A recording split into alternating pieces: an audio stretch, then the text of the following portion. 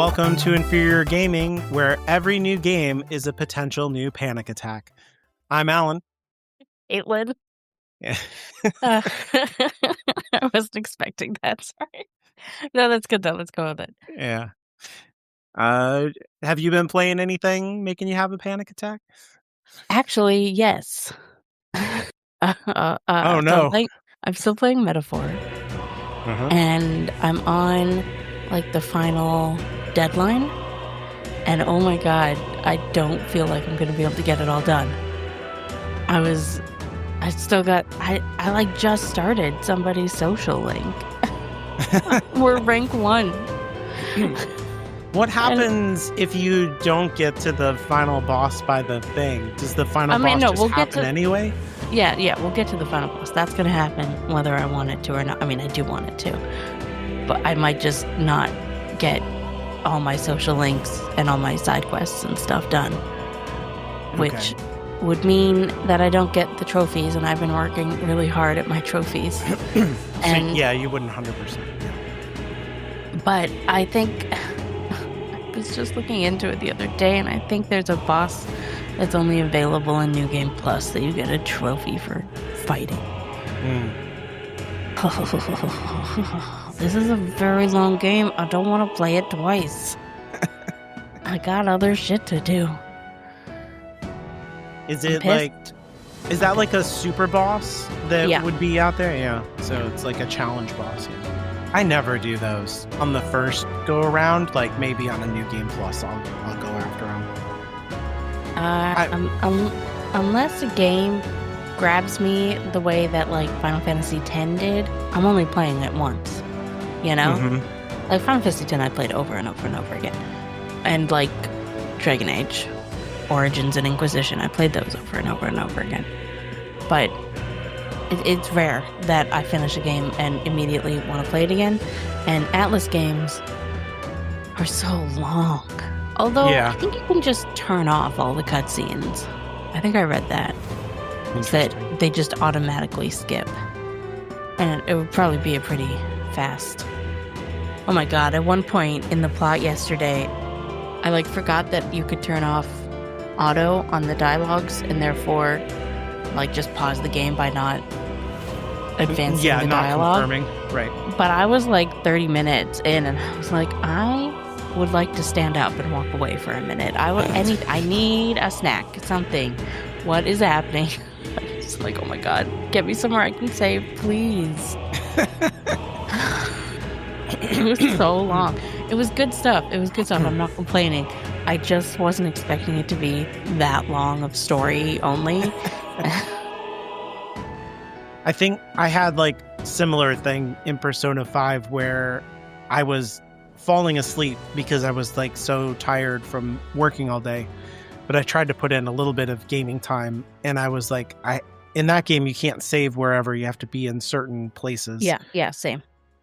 So like I was like, I just got to get somewhere where I can save, and I was like, I don't know what happened.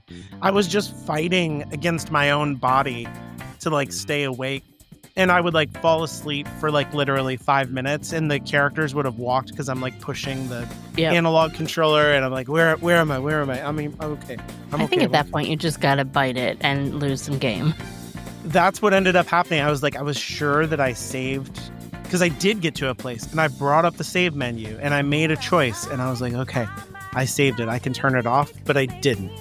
Just lost all of it. So it was like, it wasn't like a lot. I mean, it was a lot of time because I kept falling asleep, but it was just funny to be like, I tried so hard just to save it and fight through my sleep, and I failed. So it's just a weird thing. Metaphor thankfully does have autosave. Yeah. That I don't think the original. But that does remind me, the first time I played Persona 5 Royal, I started the game just blind, and I'd never played an Atlas game before. And eventually I realized I had no idea what I was doing.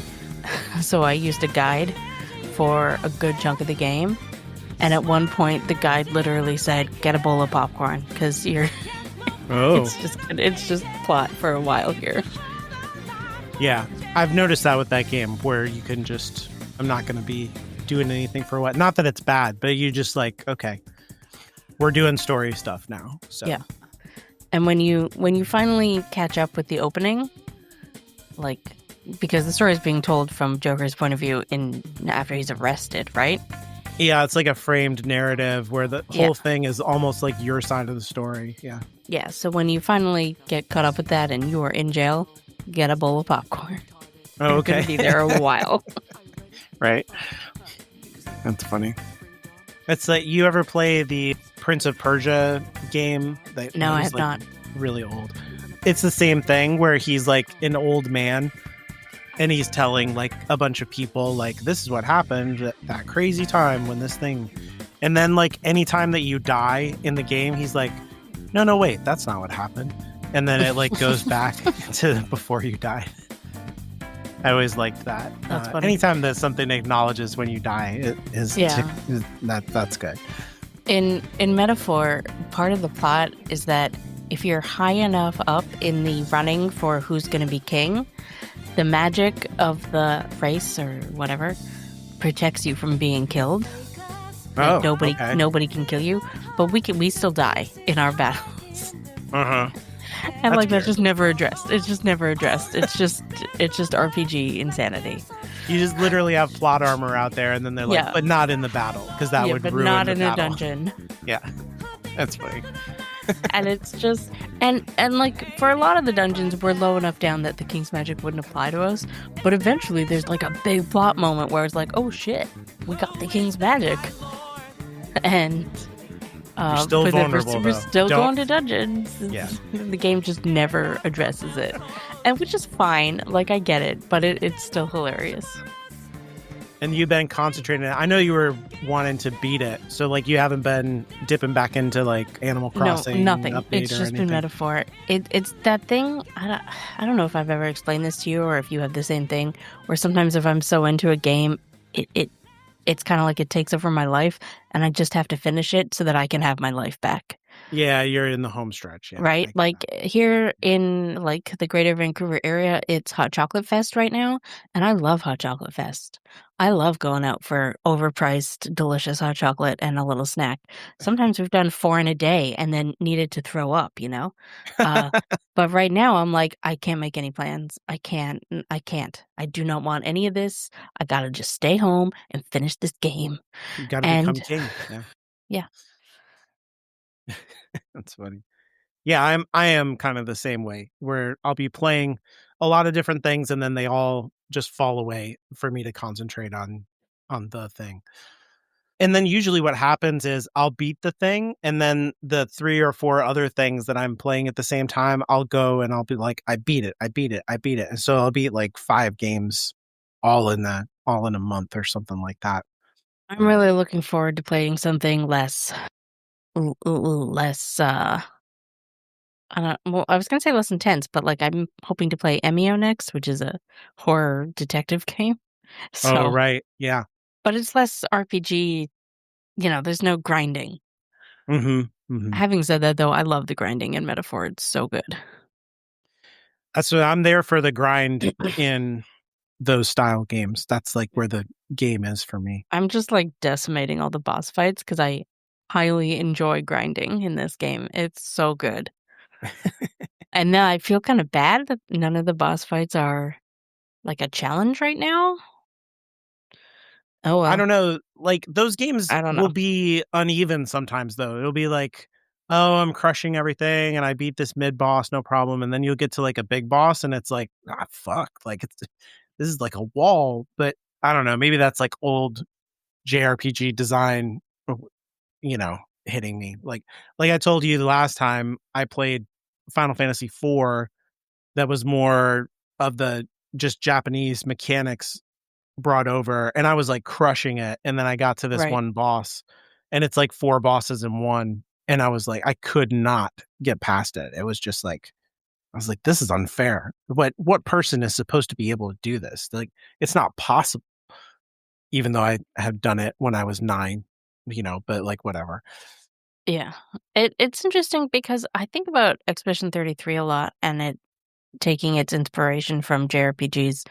because I don't like grinding in that game because you can't turn your brain off. You got to be on when you grind in that game. That's true. Yeah. And unless you're like super overpowered and can just kill them before you get to their turn. But that doesn't really happen in that game unless you like go back to previous areas. Right. Yeah.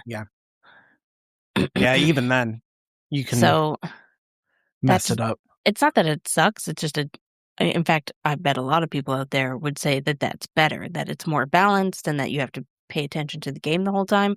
But there is something I find very soothing, especially in Metaphor, about just turning the volume down on the game, turning on a YouTube video or an audiobook or a podcast, and just killing a bunch of things real quick for like an hour. And 100%. then having so much money and experience and just feeling good about life.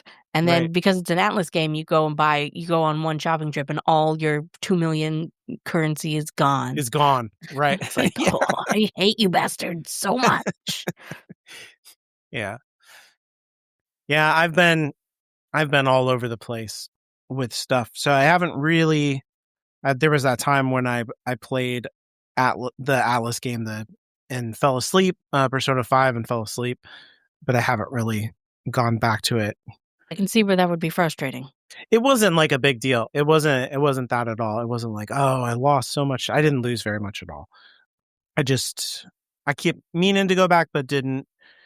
There was a new game that dropped called 2XKO that I've been looking forward to, and I dug into, which is a fighting game. Unfortunately, it is related to League of Legends. But the only reason that I like it is because the League of Legends characters were adapted into an animated show called Arcane on Netflix, which I really, really like. And so some of those characters are in this fighting game. And in fact, they know how popular it is because you can get like an Arcane version of all of those characters. So this is a free fighting game, which means that it has all kinds of like built-in pay-to-play stuff. Although it does have like you can earn your way into characters. So half of the characters are unlocked when you just start the game, and then another half are behind either paywalls or you can earn character tokens by playing the game well, by achieving different things. So the more you play the game, the more you'll be able to unlock if you want to do it that way.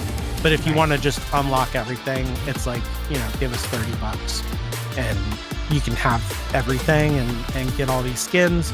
Or they have like a system where you can put in, okay, these are my 3 goals. I want to unlock this character. I want to unlock this skin for the character and this emote for them. And then it will like lay down a track for you to be like, okay, you need to do this many combos, this many finishers, blah, blah, blah, blah.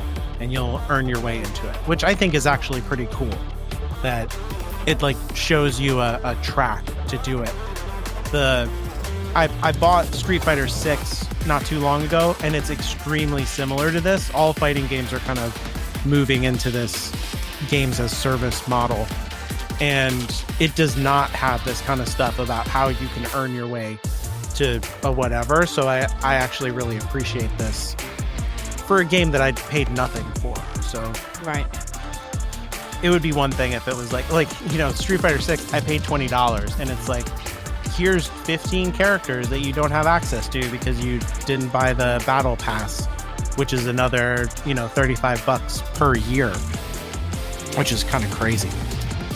But it is a beautiful, beautiful game though. Like just the animation, the way that it's set up, the intricacy of the fighting system, it's really impressive. They did a great job making a fighting game with these characters. I don't know anything about League characters, like their lore or whatever, but the characters that I know from Arcane, I was like, oh shit, she did the thing. So like that was kind of cool too. It's a good one of those, I guess, is what I'm saying. I know nothing about League of Legends either. Like, I don't even know what type of game it is. I assume it's some sort of multiplayer. Did you, when you played Final Fantasy VII, the original Final Fantasy VII, Okay. did you ever play the Fort Condor thing? Yes. That's what it is. That was like the second worst part of the game. Uh-huh. Yeah, that's Okay. what it is. Remember how Okay. you could buy like different That I'm not gonna soldiers? remember. I'm not gonna remember that. Sure. So there's like level 1, level 2, level 3. There's like, just like a foot soldier, he dies after 2 or 3 hits, and there's like a tank, and then there's like just like better defenders of your Okay. shit. Okay. And then you can like strategize and be like, okay, this one's going to defend, this one's going to go out there and tear down the opponent's shit. That's all League is. It's tower defense lane Okay. fighting Okay. game. Okay. And you have different heroes that you've unlocked who have different abilities, and they can kind of synergize off of each other, or you can, strategize to be like, I'm going to cancel the other guy's thing to do this. And it's extremely complicated version of that, but that's essentially what it is. My knowledge of the League of Legends franchise comes from knowing about Bandle Tale, which is this cute game where it's a League of Legends story. I don't even know how or why, but you're basically trying to throw a party and you got to go out there and do your knitting. That sounds crazy, but knitting is how you level up, I'm pretty sure. I'm looking at this thing. Yeah, Yeah. I recognize what the creatures are from the Arcane show. So like, I'm like, oh yeah, it's like that guy. Yeah, they're super cute. Yeah. I never played it because it looked a little too loosey-goosey for me. I don't know. I prefer a little bit more direction, and there wasn't much in that one from what I understand. So I never played it, but it looked really cute. It does look super cute. It's very colorful. Yeah. Yeah, I recognize these little guys, dudes. little gnomish guys. That's one of the main characters, is one of these guys. And obviously I know about Arcane, but I always forget that it's related to League of Legends. I try to forget. I don't know. Just League for me has connotations of like a toxic kind of community. Maybe I'm just wrong about that. But it was like a certain kind of gamer who was just, we were talking about like the one track gaming experience, and it seems like League players got so deeply sucked into their thing that all other games don't exist. And they had some kind of self-justifying like, oh, you play console games or you play shooters, like I'm a real gamer, I play League kind of stuff. It'd be like, okay, you suck, like not interested in figuring out what your thing is if that's what your thing is all about. So yeah, that was how that went. And yeah, I played Persona 5. I'm trying to remember if I played anything else. Oh yeah, we've been playing, me and my youngest have been trying to claw back our progress because we lost all of it I talked about this, I think last year, the Marvel superhero Lego game. Mm-hmm. So all of it's gone. All the heroes we unlocked, all the missions we did, they're all gone. And I think what the deal is that we owned this on a past generation, and they don't honor the backward compatibility of it because they re-released the game for that sounds like some bullshit. Consoles. Right. Yeah. So this is not like an Xbox decision. It's like a Lego video game decision where they're like, well, we're just not going to let you have access to your old game files on the newer console, and you can't download the older game on the newer console. So anyway, we have been playing that together, and we are almost to the point where we can go into the open world whenever we want, which is about 1/3 of the game so far. So we've been playing all the required missions and doing that stuff together, which is fun. We got up to the helicarrier in the sky. I think that's in the first Avengers movie, where for some reason they have an aircraft carrier that can fly.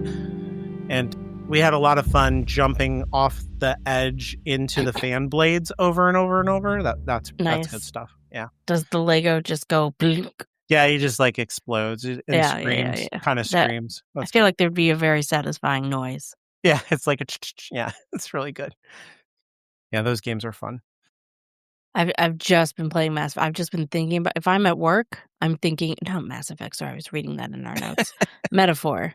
I've just been playing Metaphor. Like, if I'm at work, I'm thinking about Metaphor. If I'm eating breakfast, I'm thinking about Metaphor. Anything, just I'm thinking about getting back to my game. And I want to finish it so that I can be free of it. Yeah, don't think about it anymore. Is it Having said like that, oh, go ahead. no, you go. Well, I was just wondering, like, because you told me a little bit about it. It'd be like, okay, so there's, the idea of utopia and like the writer. Like, do you feel like it pulls in a lot of philosophical stuff, or because like Yes. Persona 5 is like deeper than I would have guessed. I think I talked about that last time, and I'm just wondering if this game goes deeper on that stuff than just Yes. So, like, the ultimate big, huge monsters in the game are called humans, interesting. and everyone is terrified of humans. Okay. Because all the different, like, races, fantasy races in the game, they all have different names. They don't call themselves humans at all, none of them. Even the ones like, the main character does just look like a normal human, but they are called Elda. So the big monsters are called humans, and that kinda leads you to Yeah, that's w interesting. yeah, and it's sort of yes, because there's this big philosophical debate about what the world should be like, how should we govern? And, like, the team at the beginning of the game, the team is just kinda looking to make a name for themselves for other reasons, they're not looking to become actually king, so they kind of are like, "Well, we'll just help anybody who needs help. That's what we'll do." And that is kind of their mission, and that kinda comes up a lot about how they're just like, "Well, we're just here to help people."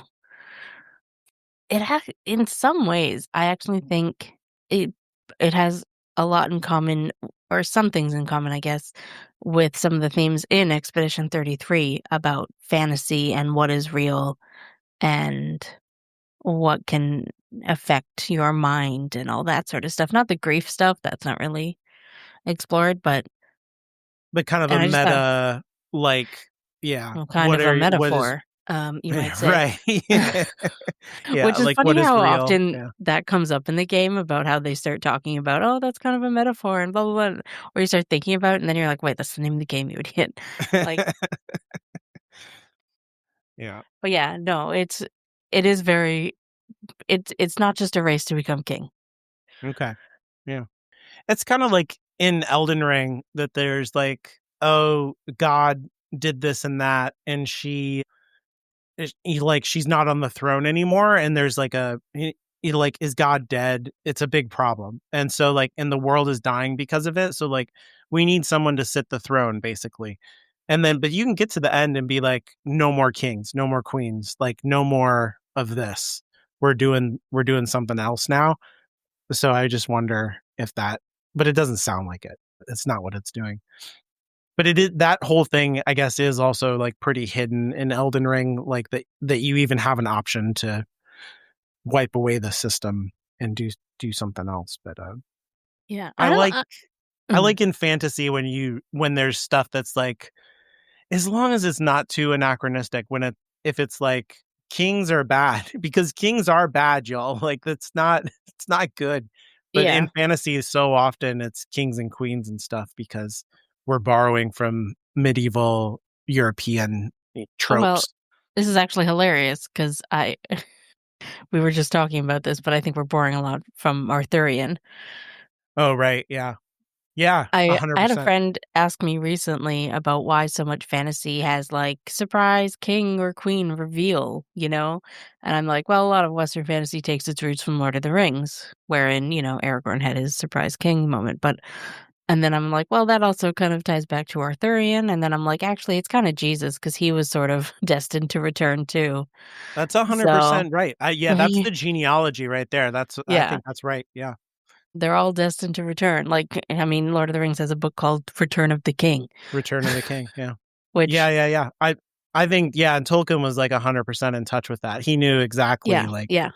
yeah, Arthur is Jesus and all of that. Yeah. But it was just strange because we were just like in Slack talking about this, and I went on this whole like paragraph, and I was like, well, Tolkien, and then I was like, well, but also Arthur, and then I'm like, which is basically Jesus. And then I was like, Yeah. I didn't mean to bring it around to this.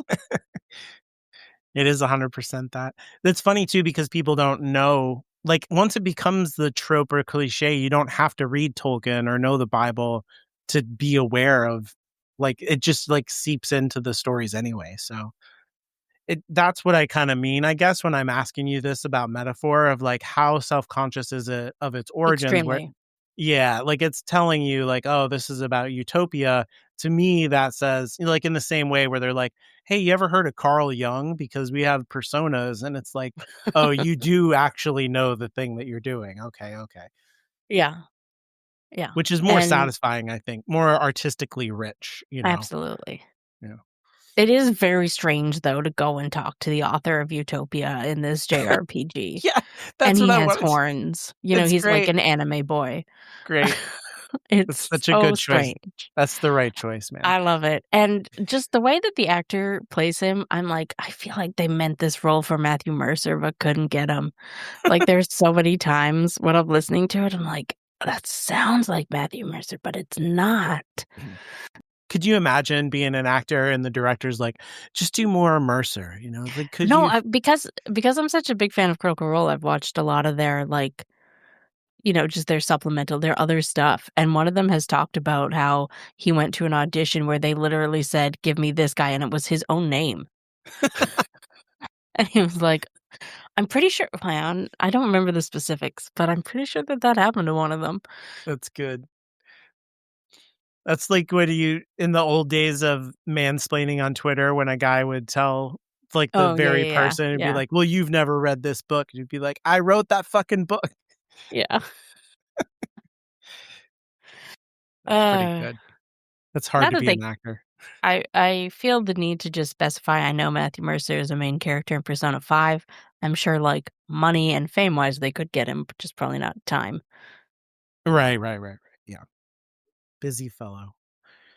Uh, Anyways, well, yeah, so what are we here to talk about? I'm gonna complain about Western role-playing games. No, I don't know about complain. I just had, like, a watershed experience playing Western role-playing game, and I still, to this day, don't know if it was a good outcome or a bad outcome or how I feel about it. It varies this is on so the interesting day. to me because for me, games, like, you haven't even said what it is, but, apparently I'm gonna speak first.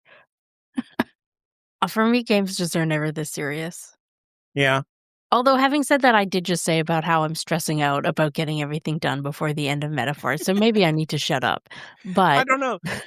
Like, last year, I played Expedition 33, and I got to the end of Act 2, and I was so upset by the end of Act 2 that I didn't play the game for a couple weeks. Like, I could not pick it up because I've I heard thought yeah, I was yeah. like, "This is the end of the game," and, like, it's not, and everything that comes out, I was just very, like, it just made me very emotional, and I couldn't go back to it for a while. So, like, I get invested in stories, and art is, like, very important to me.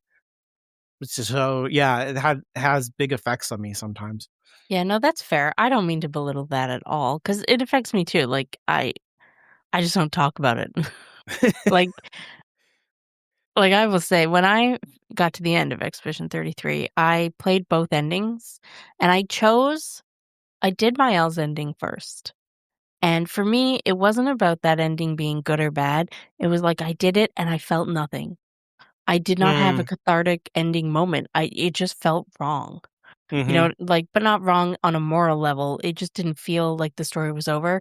So I Yeah. immediately went back and played Verso's ending and cried for like an hour. And not just a little bit, like violently sobbed. Yeah. I don't mean to laugh, but I know what No, you no, I no. guess Yeah, I it's just understand. I sympathy, understand. like, I'm like, "Yeah, I get it." Yeah. Yeah. And and then and that's when I felt like So that to me is the ending that I picked because that was the only thing that felt like an ending, Uh-huh. if that makes sense. Yeah. It Yeah. was crazy. So, yeah, no, I get involved in games too. I don't mean to belittle that.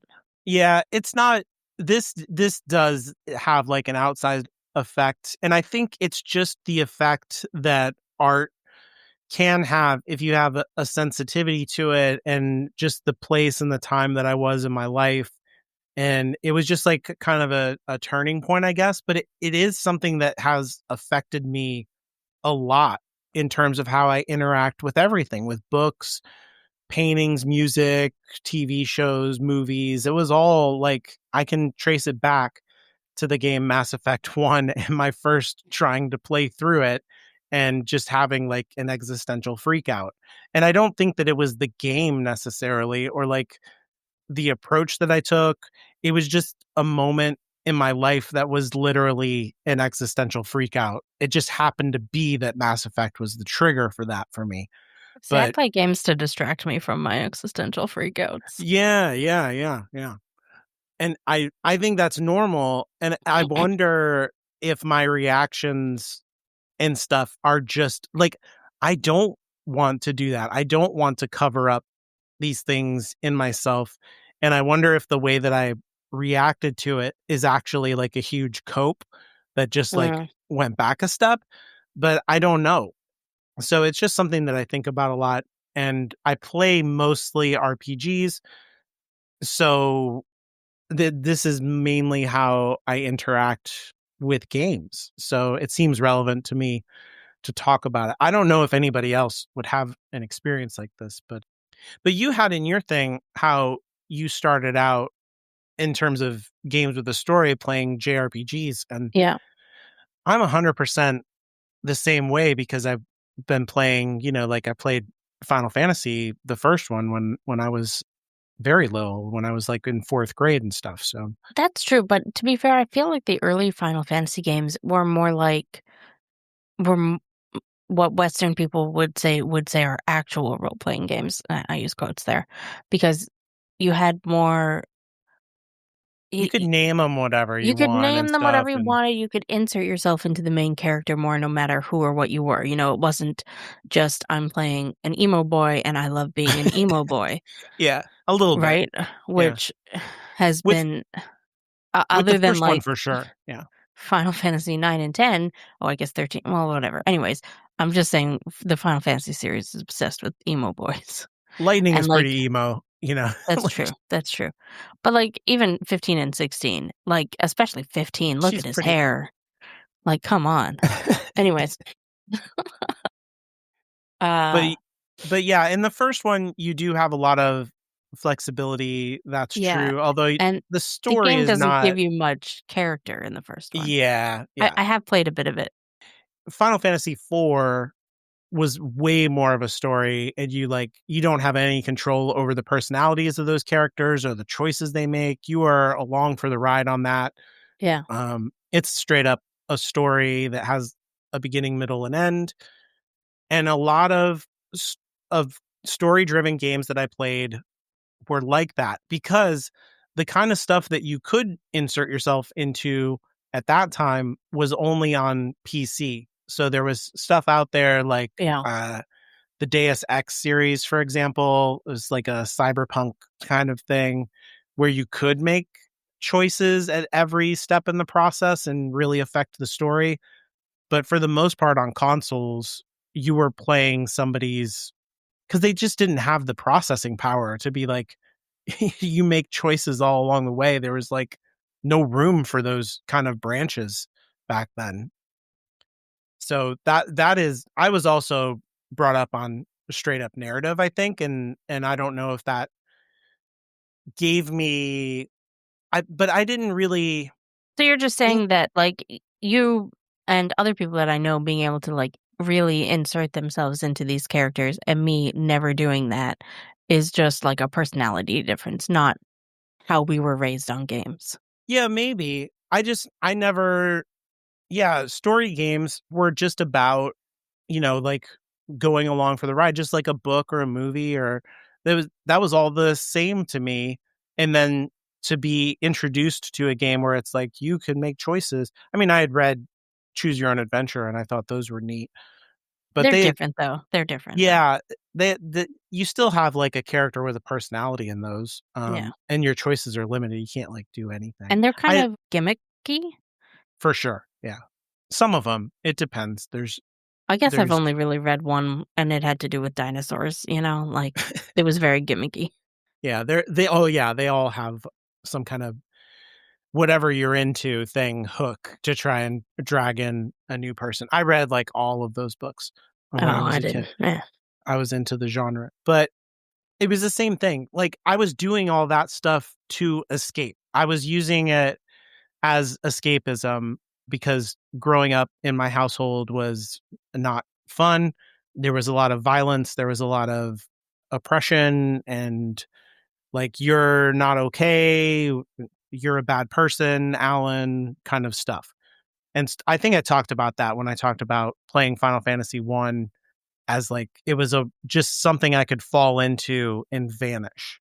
Yeah. And I could do it and nobody else understood it and that was all great. Like it was a way for me to check out. In the same way that like reading long science fiction and fantasy books were like, "Oh, he's not a problem because he's reading a book, so we'll leave him alone." And I am not in my own head. I'm in some other hero's head going through their story, which is like way more safe and successful than mine. So something about Mass Effect 1 though brought me to like a place where I had to confront myself in the story and it just went pretty badly. So I don't know. It's interesting that it happened in Mass Effect, I feel like, because Yeah. that's kind of within that genre of game, that's one of the least. Because like, your character has a voice and a personality, Uh-huh. It's not like, Dragon Age Origins where you're completely making up the character. Yeah. I would say that Mass Effect came out before Dragon Age. So I didn't have access because I wasn't a PC gamer, but I did play all these games as they came out. And I had played BioWare games before. Like I played Mhm. KOTOR and Jade Empire. That those two games or a series or whatever you want to call them. I feel like the main character is way more defined than in Mass Effect. Like you definitely are walking into a character with those that has like Right. a very predefined history. They have like a parameters to their personality and they make choices that I would never make, like on a personal level. And morality doesn't really play into KOTOR. It's really about the light side of the Force and the dark side of the Force, which I think that as a fan of Star Wars, I really understood what those were about in terms of storytelling. And so I wasn't making choices that were moral, in my mind. I was making choices about like, is this guy a Jedi or a Sith, you know? Right, yeah. But and then I had played Fable, which had a morality system, but it was like, I don't know, it's like really jokey though.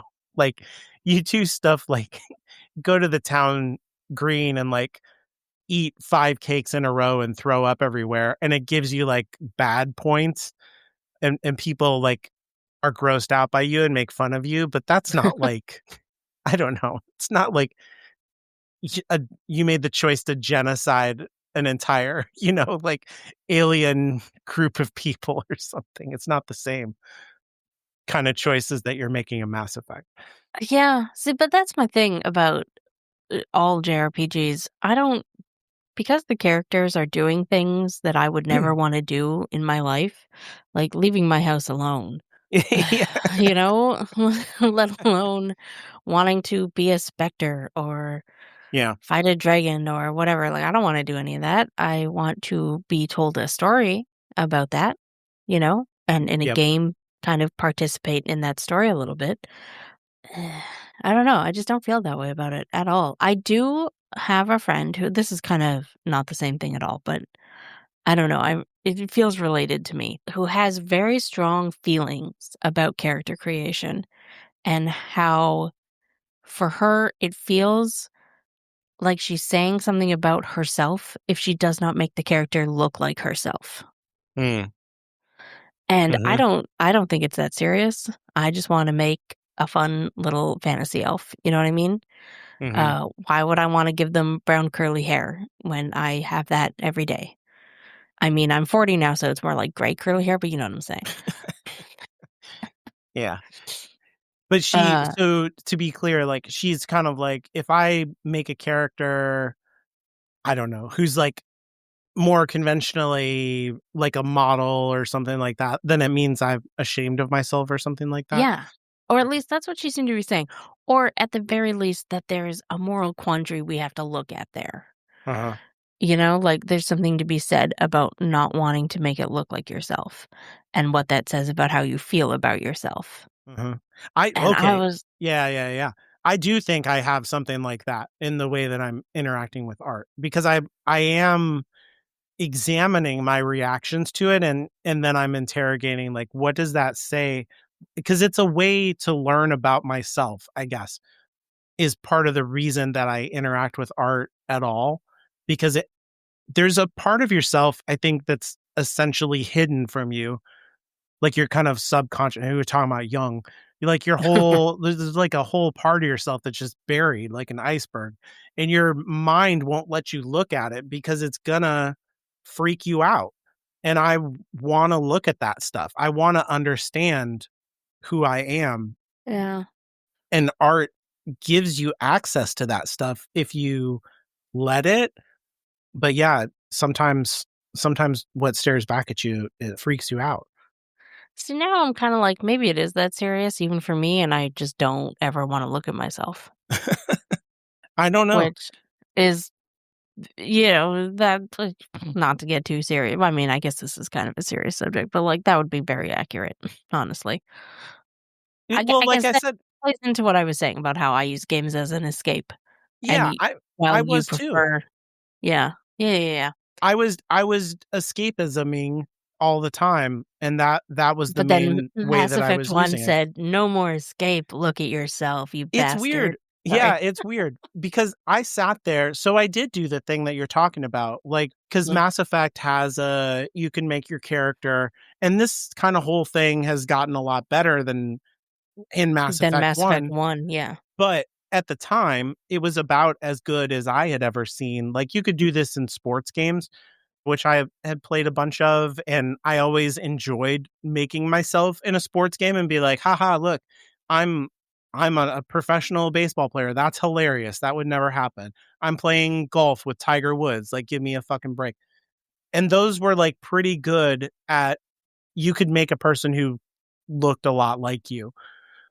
And Mass Effect did an okay job at that. So I remember making my character and sitting there with my driver's license and like looking at my face and like looking at the screen and messing with it for a long time to get someone who like looked like me. You couldn't Mhm. really like affect the like I'm not built like male Shep at all.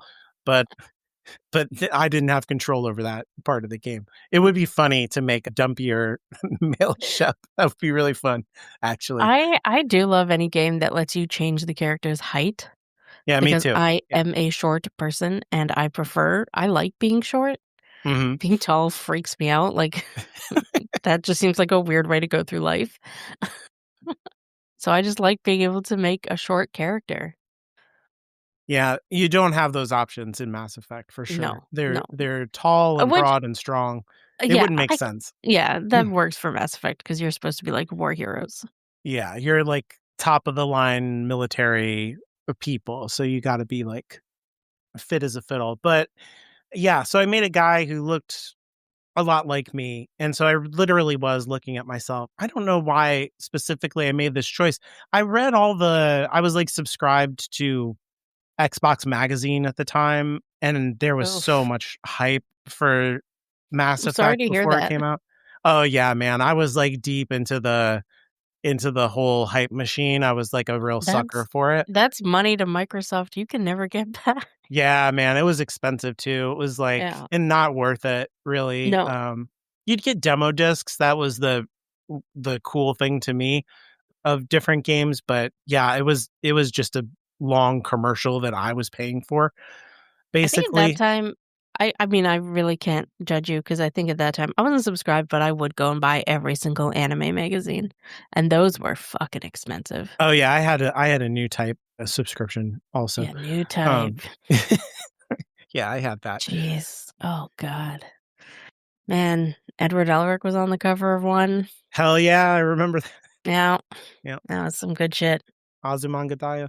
Yeah. Mhm. So they had hyped up Mass Effect, and I think a big thing in their write-ups going into it was the idea that like you're going to be able to create a photorealistic version of yourself and insert it, and I was like, so that's what I should do. Like I've been told how to play the game. So I was just kind of following directions in my mind. So this is your real problem, listening to Microsoft. Yeah. Yeah, don't listen to the man.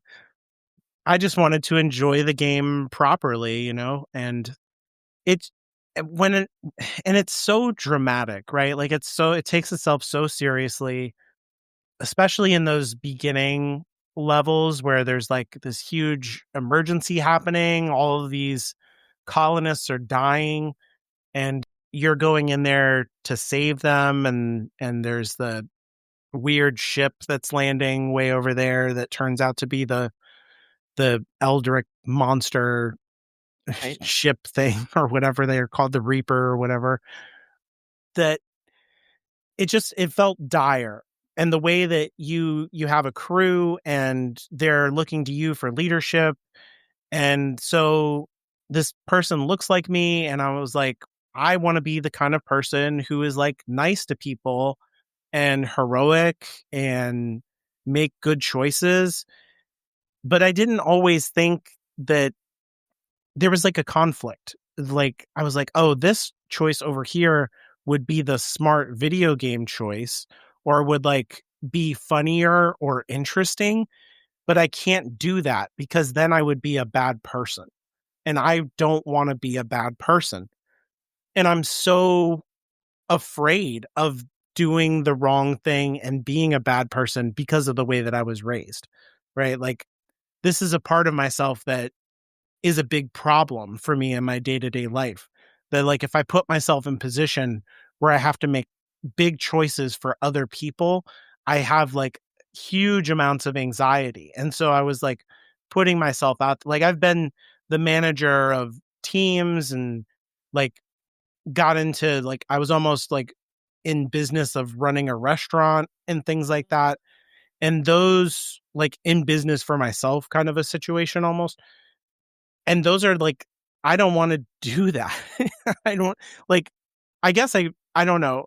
I'm not against like people doing that, but like when I'm in that position, it's nothing but like high anxiety and stress because I feel that if anything bad happens to all of these other people, then I did that to them. It's not just like things shook out in a bad way, but that I abused other people because things didn't go well, if that makes sense. And a story is just designed to not go well. That's called drama. Like that's what it's made to do.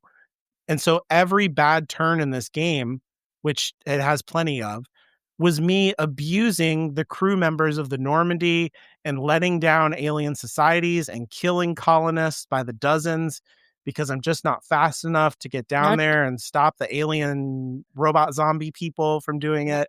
Yeah, not to mention at least one of your crewmates.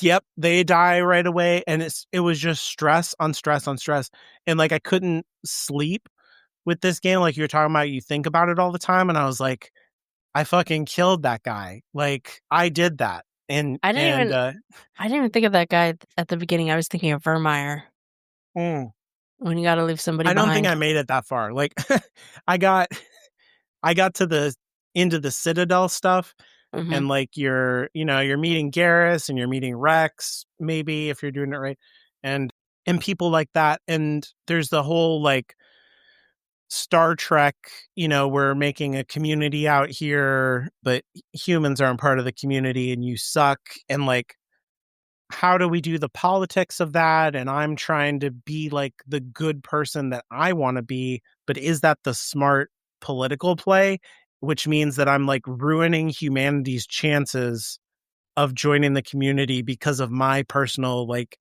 ego problem. And it just like just kept building up. It was really that conflict between like, here's what I think is the smart choice, here's what I think is the good story choice or what the story wants. And then here's my ego in the way, or like if I make that choice, I am a bad person. And I couldn't handle it. Like I literally at some point when I was in the Citadel, and I think it's when you get called up and they're like, here's this whole Saren thing, and we're going to make you whatever, what is it called? Even in Mass Spectre. Effect, a Spectre. Yeah, you're going to be a Spectre. And I think like my hands started shaking and stuff. They were like, there's no rules for you. You can do whatever you want. The law doesn't apply to you.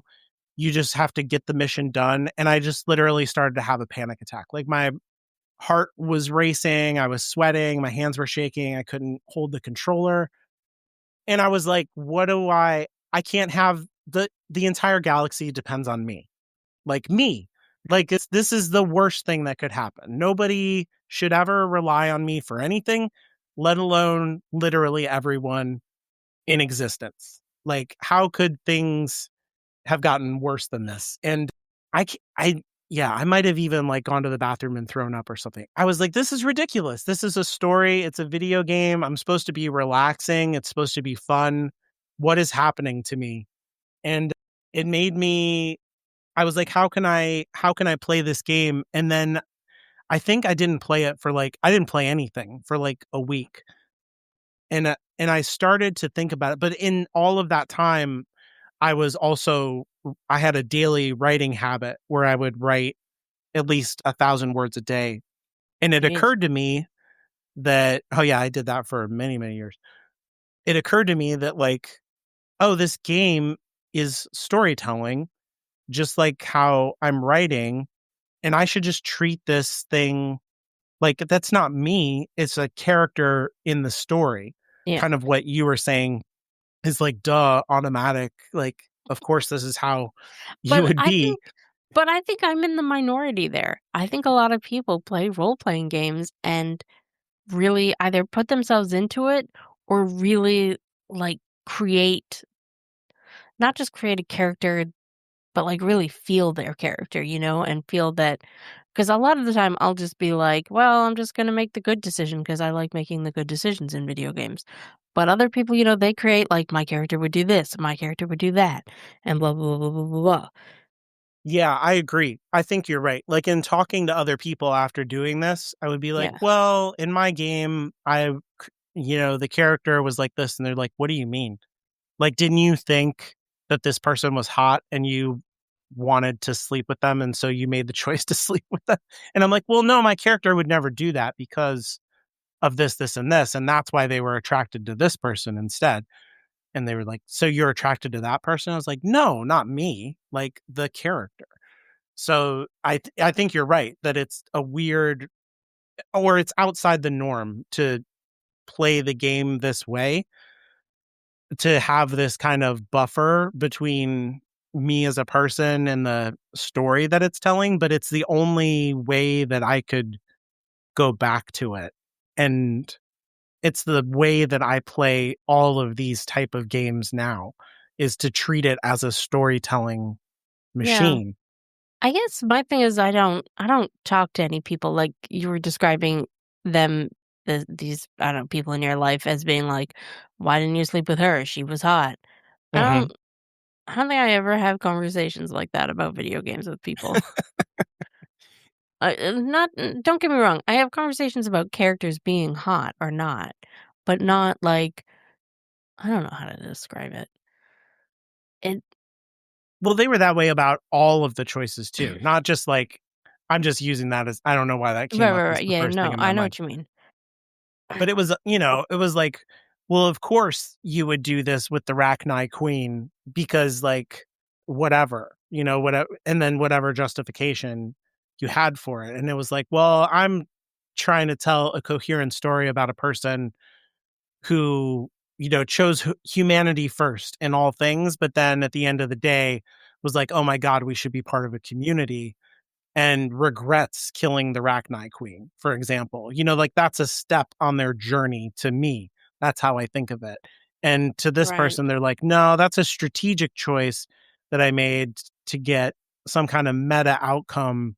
I wanted this trophy in the game, which is like a valid way to play it. It's just not how I'm thinking about it, like when I'm Yeah. doing it. I also don't think killing the Rachni Queen works out good in any situation. Yeah.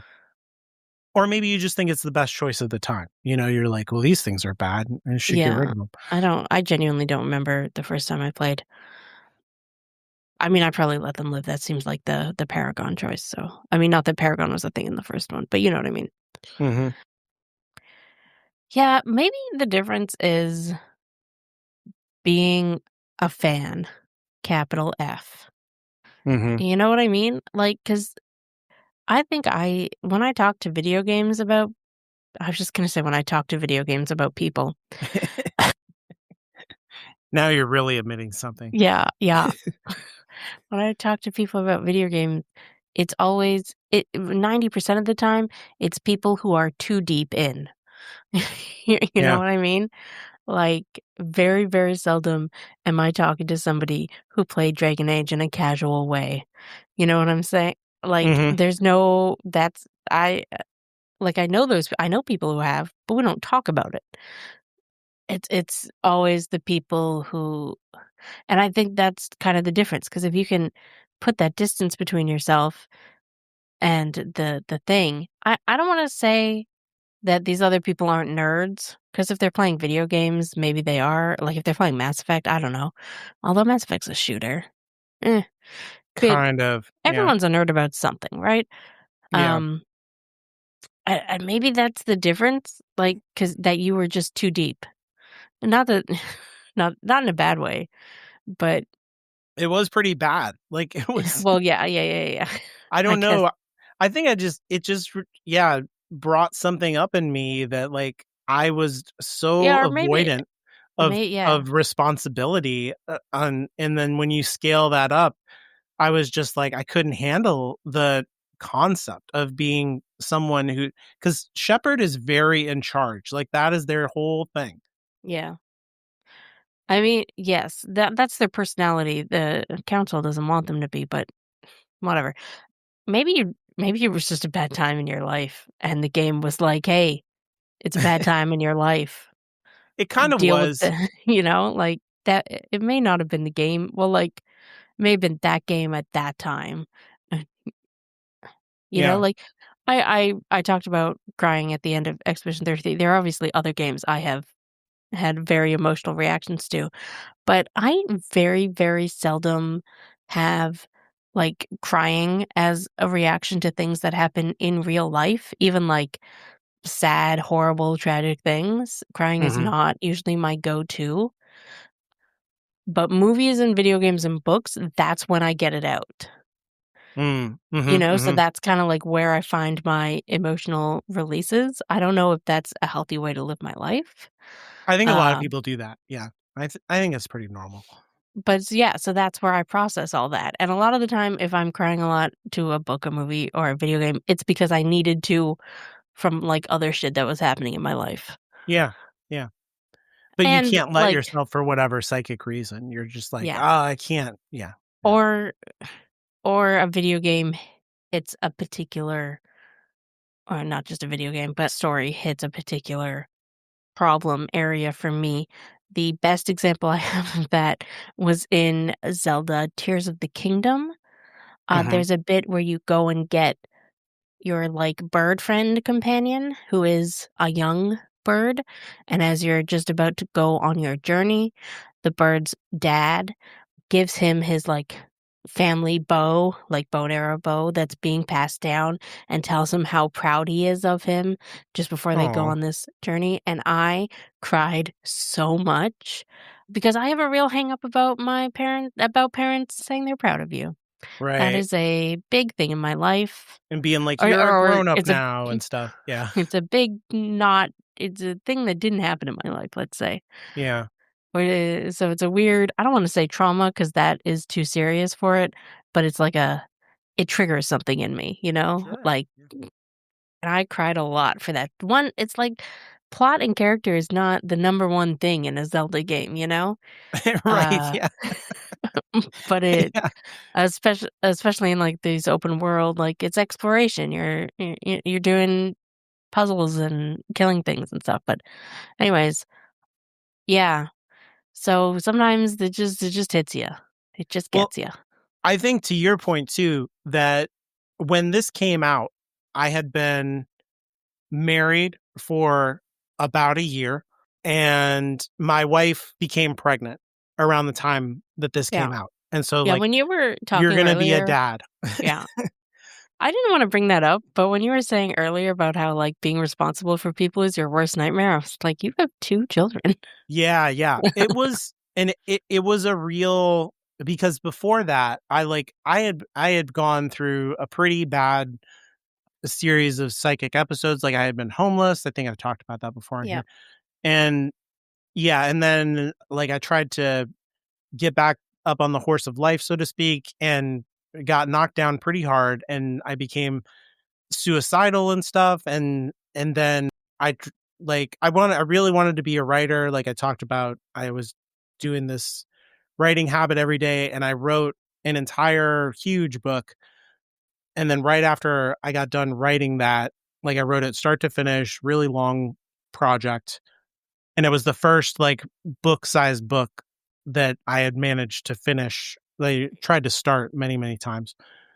And after I did that, like, it was a big, I don't know what else to call it. Like, I've experienced this since then, like a creation catharsis. You're just like, woof, like, that thing's done. Like, what do I do now? Like this kind of void. And I wasn't in school anymore. And that's around the time that I met my wife, who was not my wife then, but would become my wife. Yeah. And we started to become friends, and blah blah blah. So it was like a real turning point in my life, and we had been dating and we got married, and then she was like, I want to have kids, even though we both said like we never want to have kids, and we'll both be dead by 35, because who could imagine being old? Yeah, and we were talking about moving away from where I had lived for the last like 15 years. And the last time I moved away, I became homeless. So, like, yeah, I had all of this, and I had not gone to therapy or anything like that to deal with all of this, like being suicidal and Yeah. having this feeling of creation catharsis and all of that stuff. So I had not processed any of it. And I was just like, avoid, avoid, avoid, play another video game, watch another movie. And I think something about this game and just the time in my life was just like, hey, man, you are about to become a grown up, like it or not. Like, you are going to be responsible for this family, for this woman, for the child, for a home. Like, it's gonna happen. No matter how many video games you play, this is happening to you. And I just like freaked out, I think. But it did change my approach to everything, where it was more constructive and reflective, and I was less personally invested, because I kind of was the person that you were talking about before that was like, ew, I don't play this or that, or I don't watch that movie or read that book because I'm not I'm a good person. I'm a person who reads this, And I got really far away from that after this. I was like, well, I'll try anything, because that thing is the thing itself, and I am something else. And maybe it will give me some kind of insight into myself. Like, why have I been avoiding that?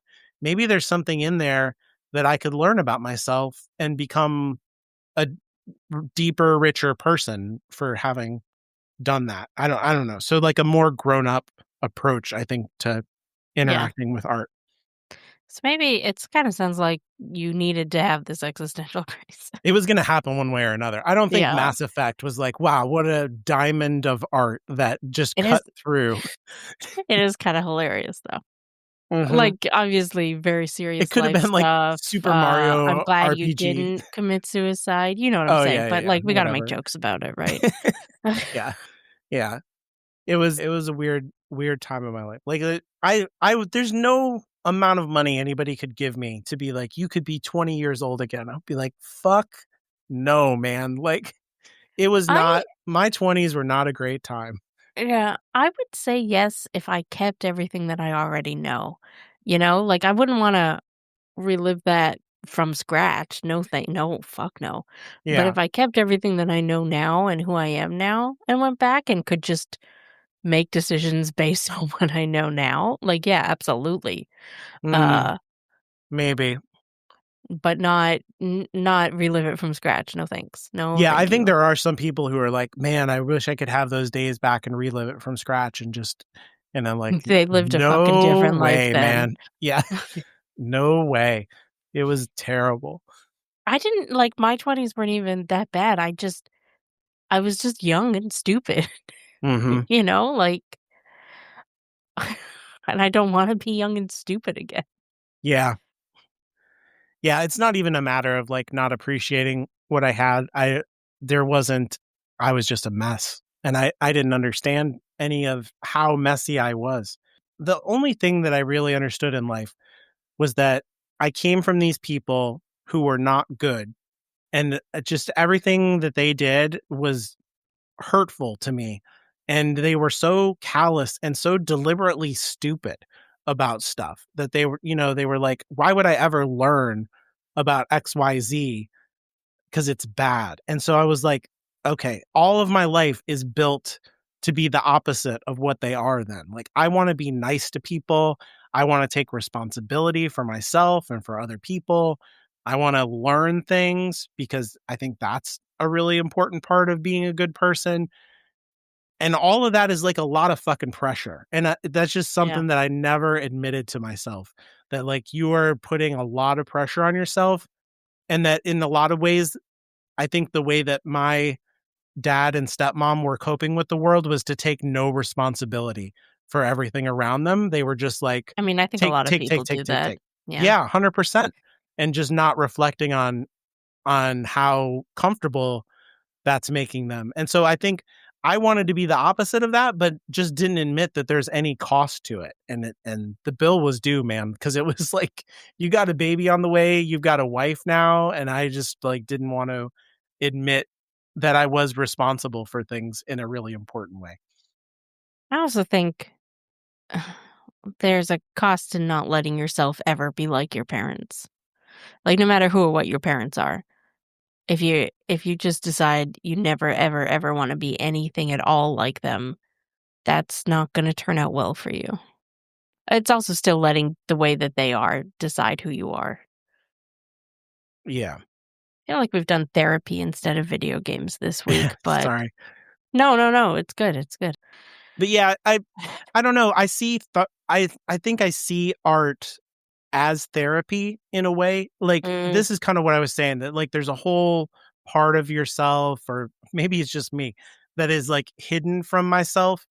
And I don't want to be ambushed the way that I was playing Mass Effect, of all things, I to feel be like like, oh saying my you God, I'm you don't having wanna a be crisis. Alan, I feel like saying you don't wanna be ambushed by your mental health without going to weekly therapy is Yeah. just a wish and a dream, friend. Just a like, you may as well put a drop in a bucket, nothing is happening, you Yeah. know?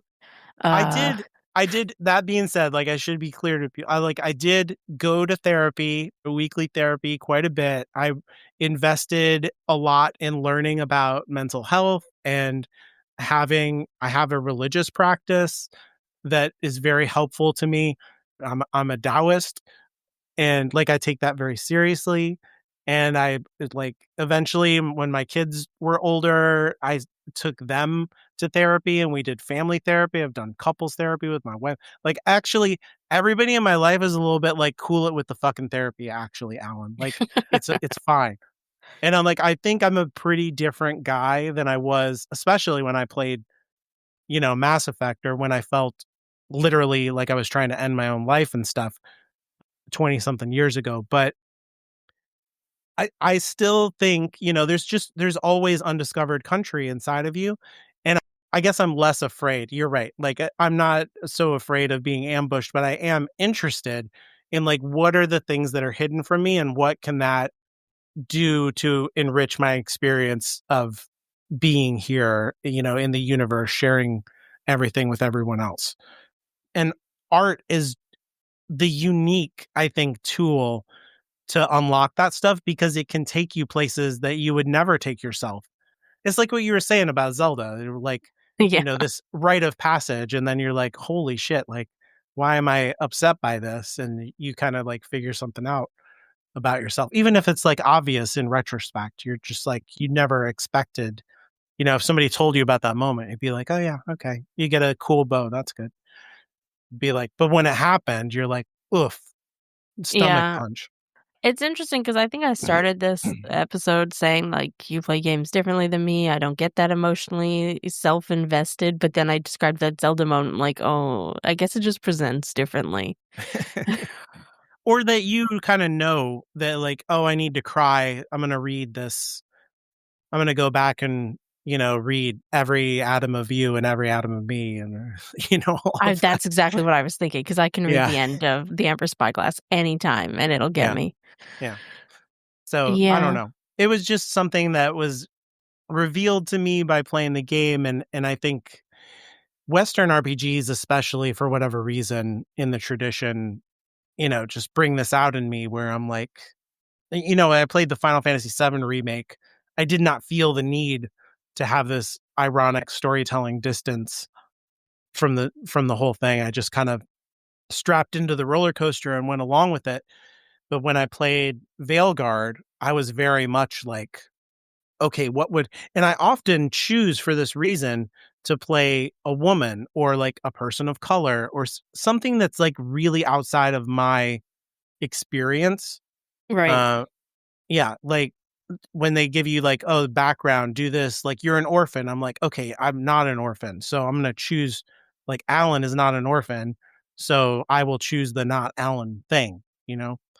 And so when I did Veilguard, I was this like woman with super kinky hair and had like a shadowy background and came from these people. And I was like, cool, that's like a character. I can think about her arc and her place in this world and stuff like that. And it has very little to do with me, and enjoy that experience. Man, feel as you will about the writing and the gameplay and whatever in Veilguard. The hair options were fucking amazing. Really good. Her hair, I was like so impressed. That was why I picked it. I was like, wow, Yeah. look at this hair. It's so good. Yeah, I changed my hair like 5 times throughout my first playthrough just because I wanted to experience all of them, all the good ones, yeah. It was amazing. Great. Hair Which tech is has such come a long way.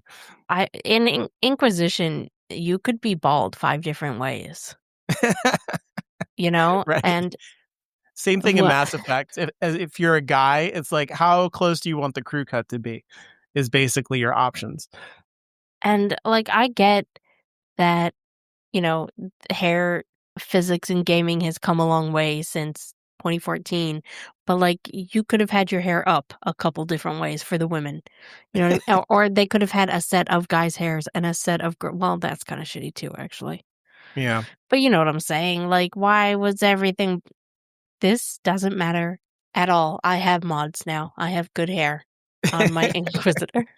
We did kind of fix this. I am still just a little salty about it. I will say Anyways, that in making myself in games, it's pretty easy because I do have a very close cropped crew cut situation. Just because in real life, I don't want to deal with styling my hair and maintaining that and getting haircuts and stuff. So I just avoid it by cutting my hair very, very close. And literally every game is like, the lazy designer choice of here's a guy with a crew cut. It's like that was the guy for like yeah, 2010 to 2018 was the guy of video yeah. games. Well, Lottie fucking duh. Very easy to self-insert if you had my due back then. Anyways, I guess what we're saying is art is good, stories and fiction are good. they make you for a plethora of reasons, not just entertainment. Yeah. Yep.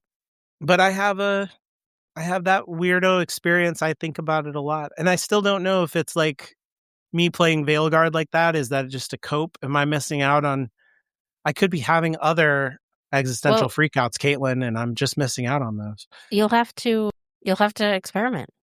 Right. Next time when Mass Effect 5 comes out, I'll go back make into make an Alan. Yeah. Is it going to be the same voice actor? That was the real downside of being a If the guy main in Mass character of Effect. Mass Effect 5 is Shepard, I will lose my fucking. Yeah, I really don't want to have Shepard. Like Shepard can come back, but I don't think that should be the character. Yeah, exactly. I mean, I don't think it's right to have Shepard come back. Agreed. But yeah, I could understand why they do it though. Yeah. Well, I can understand why the CEOs approved it. I don't Right. understand why the team would want to do it. Yeah. But whatever. It's happening. It's whatever. I'm still gonna play it. It doesn't matter. Yeah, it doesn't matter how bad it doesn't the matter. choices are. Which like, is I'm gonna why get they're it. doing it. Which is why they're doing it.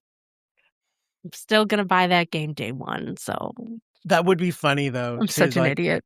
Put myself back into it just to see how that goes. That's a funny idea. I think like you should that. do it. Or maybe with something. What's that? Is Exodus that's made by some? Oh yeah, that looks way cooler than the next Mass Effect project. Yeah. Yeah, maybe try that one. Make it Alan. Get back to us. Do an experiment with your mental health for the podcast, Alan. Yeah, for content. That's like healthier. Yeah. I would say I would make it Caitlin, but Caitlin just wouldn't do it. Yeah. You know what I mean? Where's that option where I'm just like, I just stay home. They're like, we have to go out here and save them. Right? We're like, no, I'm not going to do it. Actually, you guys go do it. Good luck. I'm going to cook you a meal. I'll be right here. Yeah, I'll bake some sourdough. You come back when you're done saving the world and I will feed you. That's a very important part in life, you know? Right. There's something here about cozy games. Yeah. That's the thing. I think in real life, I am like a cozy person. And so like, for whatever reason, that those games also existentially freak me out. Maybe because that is like, I'm trying to get away from my life, escape a little bit. And it's like, here's more of your life. You have the bread in the stove and you got to get what's going on in the saute pan come out at the same time, blah, blah, blah. I did come across a reel on Instagram earlier, I think, where like obviously this is all set up to record. But like they make it look candid. But like a husband corners his wife, you know what I'm saying? While she's like lying in bed with her Switch. And he's like, so you did such a good job today. You cleaned up the house. You organized all this and you organized that and blah, blah, blah, blah. And he's like, what are you doing now? And she's like, well, I'm playing a little to the left where you organize household stuff. Yeah. Exactly. And he never was like, ends. what is happening here? Why? And she's like, I don't know. It's different. I don't know. If you really love something, like I could imagine that there's like, like a car mechanic type guy and then he has the car mechanic simulator and just loves to be in a car mechanic and is like, I would never get to work on a 69 Firebird, or I don't even know if that's real, but you know what I mean? I could do it in the game. Maybe this is why makes sense to me. I enjoy Power Wash Simulator, because like no world exists where I'm going to have a big backyard that I get to clean. Those also, games, like, we have what a I small like patio. about in that, I never go out there. Yeah. I like in those games where you get to, I hate the suburban levels, but then it's like clean off the Titanic. And I'm like, this is cool. The more like fantastical stuff, then I'm like, okay, I'm in. Yeah. In real life, I love doing driveways with a power wash. I used to do my grandparents. Mm-hmm. And I still love it in a game. I don't know. Driveway is very satisfying. That's not what this is about. Something that it's almost like you're self-inserting in that game. I guess, yeah. Something that I did want to bring up quickly that I did not put in the show notes, my apologies, is that we have decided to challenge each other to games. Oh, yeah. we're gonna, on our very last episode of this season, I don't know, it sounds so silly calling them seasons, but I guess I there like isn't it. another term. Yeah. At the very last episode of this season, we're gonna challenge each other to play a game that we have never played, and that we have to not necessarily finish, but like put a good effort into before the final episode of our next season, because that gives us about 3 months to do it. And you Okay. have like kids and family and stuff, so I thought Yeah. that would give you enough time. Yeah. I don't have responsibilities other than work, but you know, I feel like I originally wrote down that like I give you a cozy game and you give me a fighting game. It doesn't have to be that. Just anything you think that Oh I no, should play. I have Oh, ideas that are I not have that. I'm Here's the entire and Mortal Kombat collection. Yeah. No, I yeah, wouldn't do and that. the rules were that it, has to be for a system we already own, which is so easy for me because I have everything. More difficult for me to give you something, but whatever. I just don't have PC. Yeah. I think that's really Well, and you the only said thing I the don't Switch have. belongs to your kid, so you don't wanna. Yeah, I guess that's true. So it has to be on a system we already own, and it can't be like a full price $90 game because that's shitty. Yeah. Yeah, I wouldn't do Uh, that. yeah. Well, and just because, like, I wouldn't mind paying that if I knew I was gonna like it, but we don't know if we're Right. gonna, right? If I'm just gonna if I'm just gonna play a couple hours, I don't wanna pay that much money, especially since Canadian dollars suck compared to American dollars. Loonies and toonies are cool. I Do you guys still meant make the coins? Because we're getting away from that over here. we have less coins than you. Well, actually, that's probably not true because of the toonie. We don't have pennies, is what I'm saying. Yeah, we got rid of that this year. Oh, you did? I didn't think you Yep. did. Anyway. We got rid of ours like a decade ago. I don't know. Right. God, I remember I was still working customer service at the time, and I remember the first time somebody paid like with their card. It was an old lady, and it came to like something '07 or something, and she's like, "But the pennies don't exist anymore." And I'm like, "No, that's the physical." I can't explain this to you. Oh my God. What a great interaction. That's No, so it good. was not. It was the opposite of great. That's so good on her part. I don't understand. I thought everything would be fives now. That's really good. Pay with cash then, please. I don't, I can't handle. Anyways, Yeah, so so we that's don't wanna something, charge things too much, yeah. yeah. I don't wanna pick something super brand new and be like, only I the mean, special edition." it can be brand new if it's indie. Yeah. Oh, And yeah, that's true. Yeah. yeah. So I mostly just wanted to talk about that here to iron out the rules. And Mhm. then we'll think about it, we'll dwell upon it for a while, and then we will offer our challenges. And who knows, maybe we'll both discover new genres that we enjoy. Yeah. I think I'm very, like, open to genre experiences, and part of it is because of this experience. I was very closed down to, like, I am not this kind of gamer or that kind of gamer before this whole Mass Effect thing. And then after this, I was very much like, I am my own person, and the art is not like a part of Mhm. who I am. That's interesting because, as I've discussed, for extremely different reasons, I had the same thing with Dragon Age Origins. That Mhm, opened me mhm. up to playing completely different genres. So maybe BioWare is doing something. Like they Yeah, they maybe really are. BioWare is doing something, or was Yeah. Yeah. Yeah. Maybe not anymore. I don't think anybody got Veilguard and had this kind of an experience. existential crisis. Yeah. Well, you know what? Actually, I don't want to say that because you can be trans in that game. Yeah. Yeah. Yeah. So, and I do hope that that helped some people, or gave them a moment to experiment with that. Because it's the only game I've played where you can physically, not just like, headcanon that you are trans. It's like a storyline. Yeah. Yeah. I had, yeah, my character she was, I didn't know about this, but she was like romancing the trans character in the Oh, right, right, narrative. right. I Yeah. didn't understand that she was a trans character, but I really kind of loved it because I was like, I don't even know like her romantic history, my character, but it was helping me to like evolve the character and stuff. I really liked that whole angle of that game. I just kind of fell out of it because Yeah. there were other aspects of it were kind of tedious or confusing. But yeah, I really want to get back to that and see how that whole thing went. I can imagine that character and that storyline that you're talking about are probably the reasons that it caught so much hate from Oh, the but the internet. main character can be trans. There's No, like no, a that's what I'm person. saying. Yeah, that Oh, storyline. okay. Oh, yes, yes, yes, yes, yes. Yeah. I will say in my playthrough, my first playthrough, that character, the trans companion, did not have a great ending. Yeah. Not like some of that was BioWare's fault and some of that was choices that I made that then had bad consequences for her, for them in particular. Yeah. It was what I played of it was really interesting. And I was Yeah. like, it's cool that somebody is doing this kind of thing, and it seemed thoughtful to me.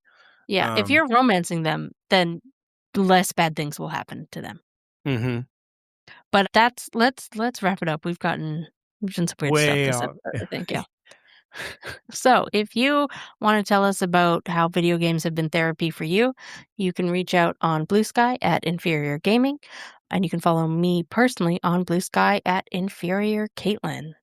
You can send us emails about that to inferiorgamingpod@gmail.com, or you can send emails to hollowedgroundmedia.com. And remember, existential crises are normal. We all have them.